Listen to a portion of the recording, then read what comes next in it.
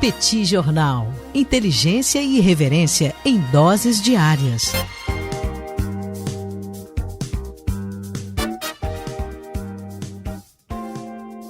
Nessa quarta-feira, 17 de março de 2021, o Comitê de Política Monetária, conhecido como Copom, formado pelos diretores do Banco Central, deverá aumentar a taxa de juros básica da economia brasileira, a meta para a taxa de juros básica da economia brasileira, a Selic, pela primeira vez em quase 6 anos. A última vez em que a taxa Selic foi aumentada no Brasil, a meta para a taxa Selic, foi em junho de 2015. Naquela altura, a inflação no Brasil estava muito pressionada pelo preço da eletricidade, pelo preço dos combustíveis, e o Banco Central brasileiro aumentou a Selic para mais de 14% ao ano. De lá para cá, a Selic foi sendo sequencialmente reduzida até chegar nos atuais 2% ao ano. No atual momento, a taxa de juro brasileira ela é inferior à inflação, o que na prática significa dizer que nós temos no Brasil uma taxa de juro real negativa, uma taxa de juro básica em termos reais negativa. Bom, mas por que o Copom, o Comitê de Política Monetária, vai aumentar a taxa de juro nessa quarta-feira? Muito provavelmente esse aumento deve ser de 0,5% ao ano. Então a Selic passa de 2% para 2,5% ao ano. O objetivo do Copom é, sem dúvida alguma, conter a escalada inflacionária que o Brasil está experimentando. Acho que todo mundo tem observado como a inflação está forte, puxada principalmente pelo preço dos alimentos e pelos combustíveis.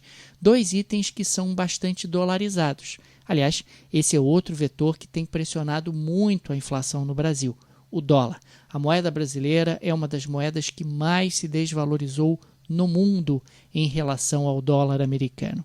A moeda brasileira se desvalorizou mais do que a moeda argentina, a moeda brasileira se desvalorizou mais do que a moeda de Mianmar. Usei o exemplo da Argentina porque a Argentina está em litígio com os seus credores externos, está tendo dificuldade de pagar sua dívida externa.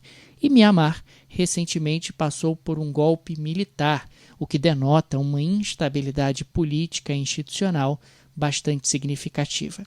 Mesmo assim, o real se desvalorizou mais do que as moedas desses países. E claro que a desvalorização do real ela pressiona bastante a inflação. Os insumos importados ficam mais caros, produtos com preços cotados em dólares, como é o caso dos alimentos e dos combustíveis, ficam mais caros.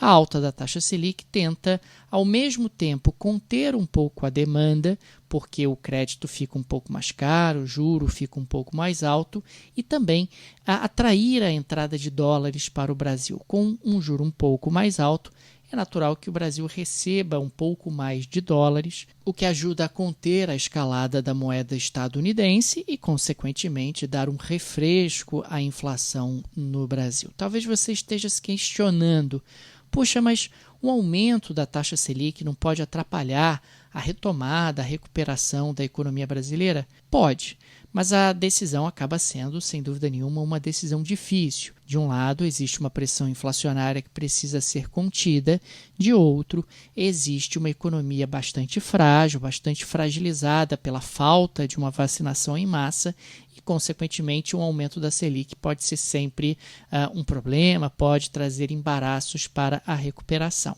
Na avaliação do Banco Central, o que acaba acontecendo na prática é que conter essa pressão inflacionária nesse momento é visto como uma prioridade. É uma prioridade conter a pressão inflacionária já no início, evitando assim que a escalada se aprofunde, que a inflação continue subindo ao longo dos próximos meses. Ao mesmo tempo, a alta da taxa Selic não tornaria a Selic demasiadamente elevada. Continuaríamos aí com uma Selic abaixo da inflação, o que não traria maiores problemas para a recuperação econômica. Portanto, olhando os dois lados, a decisão do Banco Central me parece uma decisão correta e prudente nesse momento. Vamos continuar acompanhando o desenrolar ao longo dos próximos meses, mas é inadiável tentar adotar alguma medida para conter a escalada da inflação que penaliza a sociedade brasileira, penaliza os mais pobres, ainda mais dentro de um contexto de pandemia, onde as pessoas já perderam renda, perderam empregos e estão vivendo uma situação de bastante vulnerabilidade. Seguiremos aqui no Petit Jornal acompanhando o desenrolar dessa história e a evolução da economia brasileira ao longo dos próximos meses. Se você gosta do projeto do Petit Jornal, fica aqui o convite para você se tornar nosso apoiador.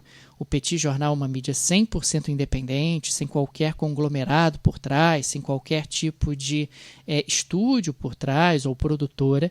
Nós somos mantidos exclusivamente com a ajuda de nossos apoiadores, ajuda generosa, a quem agradecemos. Fica o convite lá no site do Petit, petijornal.com.br, tem uma seção Apoie o Petit com todos os direcionamentos para você se tornar nosso apoiador, seja você residente no Brasil ou no exterior. Além disso, vou colocar aqui o link do Petit Cursos, onde eu e o professor Tanguy Bagdadi aprofundamos alguns temas de economia e de política internacional. Dá uma olhada, porque eu tenho certeza que você vai encontrar algo que vá gostar, que vá se interessar. No mais, eu sou Daniel Souza e falo para o Petit Jornal. Petit Jornal. Inteligência e irreverência em doses diárias. Acesse www.petijornal.com.br.